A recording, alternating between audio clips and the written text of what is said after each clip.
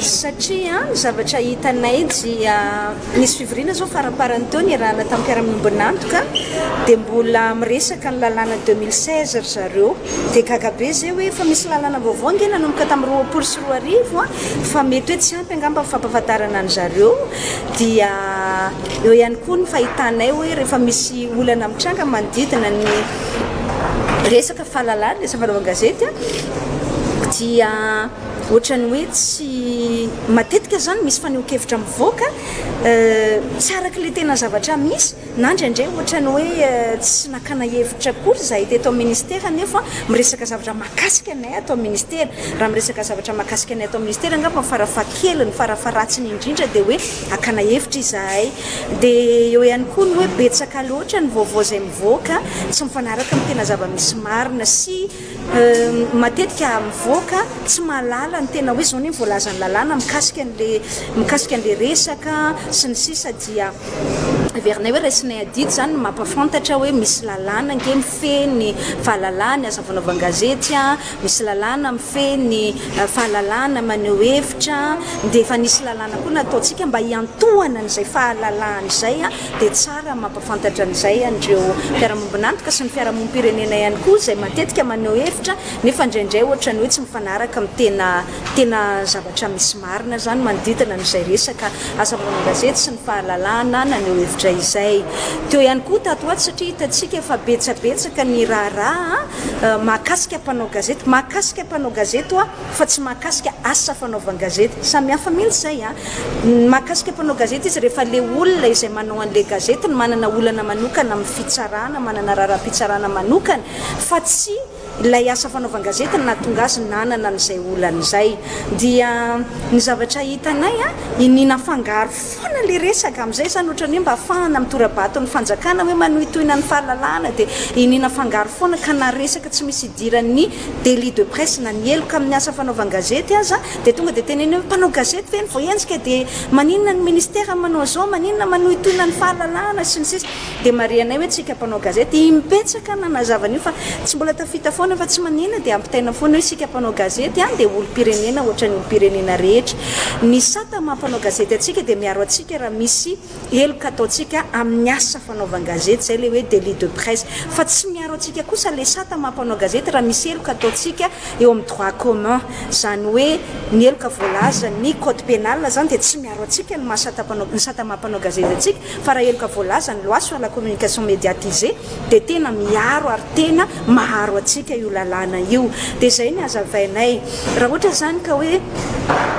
misy lehibe na ainao manjery anankiray na lehibe ana gazety anankiray manana olana manokana amin'ny fitsarana dia tsy asa fanaovan-gazety zay ny resaka hoe fanandramana makavola tsy aradrariny amin'ny olona ny fampiororona sy ny sisa ao anatin'le raharaha tsy misy an'izany ao anatin'ny loi sur la communication médiatisée 2020-006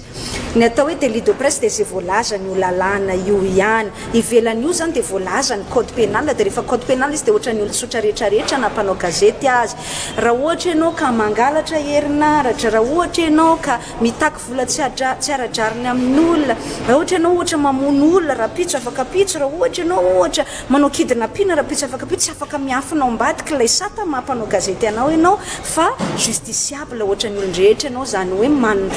olo-pirenena azo entiny eo anatrehan'ny fitsarana ohatrany olon-drehetra ianao eny nasika mpanao gazety aza nge azo entiny eo anatrehan'ny fitsarana raha manao eloka amin'ny asa fanaovan-gazety fa ny lalàna fotsiny miaro atsika hoe tsy migadra kosa raha eloka amin'ny asa fanaovan-gazety zany hoe tsisy peine privative de liberté mifilazantsika azy zany fa lamondy no misy dia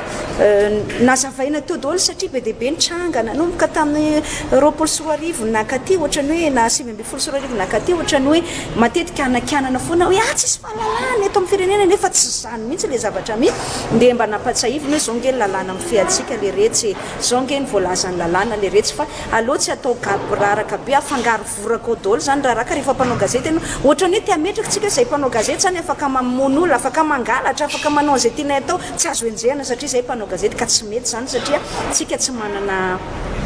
privilège de juridiction tsika tsy manana ataotsika an'izay hoe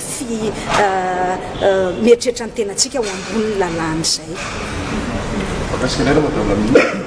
tena hoe perception na fienana liberté d'expression ny trano faraparantseo tsika lavay ana période électorale ny période électorale kosa aloha tsy tokony anakana amin'ny fijeriko azy ny fampiarana ny lalàna misy andresana rehetrarehetra teo lalàna efa manan-kery dolo fa tsy hoe vao namorona lalàna tsika amin'izao lavay ny période électorale zao ny lalàna rehetra resahako teo ange ohatra hoe ny ordonnance 60 082 tamin'ny impolo sivanjato sy arivo hoe mikasika ny fafahana maneho hevitra ny manifestation sur la voie publique réunion publique zany zao ohatra efa tamin'ny lalàna tamin'ny 1960 dia tsisy miteny mihitsy hoe rehefa akaiky fidianana dia atao entre parenthèse tsy ampiarina daholo ny lalàna rehetra satria lasa kaboraraka amin'ny firenentsika raha ohatra n'izay ny lalàna andresahako teo 91 011 zao mikasika ny situation d'urgence lalàna efa nisy tany aloha daholo zany ny 2020 006 lalàna efa nisy tany aloha zany efa tamin'ny 2020 ny 2018 008 mikasika ny loi organique sur le régime général des élections et des référendums lalàna efa nisy taloha daholo zany hoe ny tiako lazaina tsy tokony ataontsika ao anaty fonteny ny fampiarana ny lalàna manan-kery eto amin'ny firenena satria hoe ho avy ny fifidianana mifanohitra amin'izay aza ny tokony ataontsika raha manana fahavonona tena ampiatra lalàntsika minoana reo fa tsy tokony isy korotana zany eto amin'ny firenena tokony lamintsika ary ny fahalalàna dia azo sitrahana ao anatin'ny fanajana tanteraka ny voalaza ny lalàna manan-kery eto amin'ny firenena